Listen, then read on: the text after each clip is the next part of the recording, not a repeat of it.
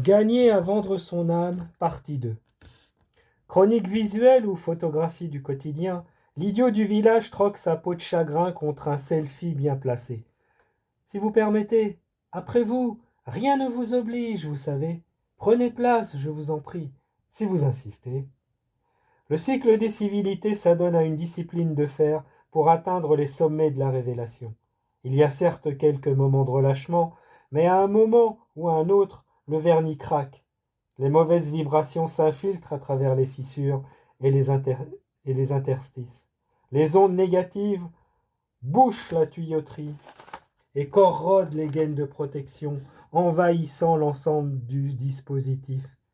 Surtout pas bouger. Tu t'assieds et tu restes tranquille. On te sonnera quand viendra ton tour. Obéis et tu seras servi. Il y a plus d'aléas que des « tu dois aller là », sinon c'est culpabilité. Culpabilité. Toute parole émise est automatiquement captée par une oreille bienveillante qui filtre l'information et décomplexifie le petit oiseau. Plus il met de temps à sortir et plus le propos devient grivois, vert de gris. Le grivois des grises, le vert de gris des frises. Avec grivois on est bouche bée, avec vert de gris on est bouche trou. Question de sémantique.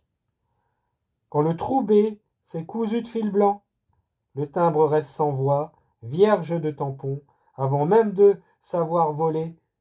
Le petit oiseau a la végétation qui pousse le long des cordes vocales. D'ailleurs, rares sont les domaines où il n'a pas plongé son groin. Son groin est en cloque, amputé de sa totalité. Le bas blesse autant qu'il s'effile, et la laisse débroutille étend son oisiveté à l'ensemble des niaiseux. En gommant l'extrémité, en gommant l'extérieur ingrat qui enrobe son joyau, ses voies sur berge accroissent son principe actif de dissolution naturelle. Les réflexions ne viennent plus de toi. Empruntées à d'autres avant de t'appartenir, elles recourent à l'expertise du spécialiste pour valider ton intervention.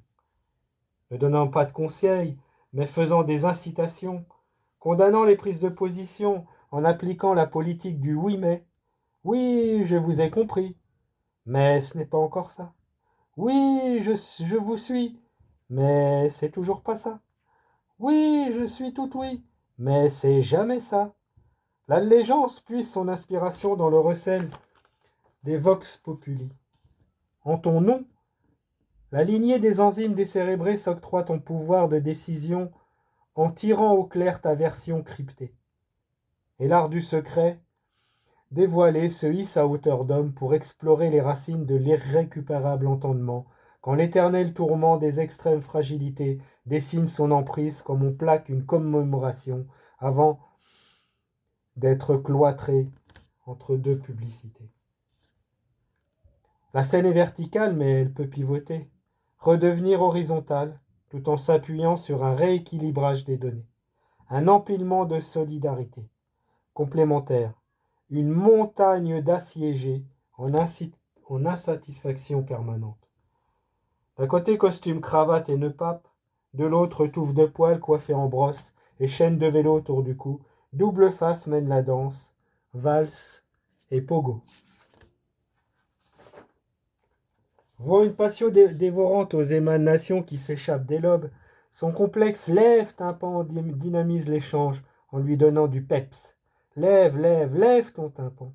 Lève, lève, lève ton tympan et sois prêt à chérir n'importe quelle ineptie. Mais à force, vivre à plusieurs sous le même toit complique la situation. Les règles déontologiques concernant la protection des témoins est mise à rude épreuve. Le nombre de doublettes, de triplettes et même de bicyclettes qui se trouvent dans le garage atteint sa masse critique. La tension dispensée par les esprits frondeurs affecte l'entente permanente. Nous sommes à la limite de la liberté d'expression. Décharger continuellement sans pouvoir alimenter correctement ses sources d'approvisionnement pèse lourdement sur la qualité de la narration. L'hyperactivité verbale, jadis célébrée par les découvreurs de talent, est mise au rencard.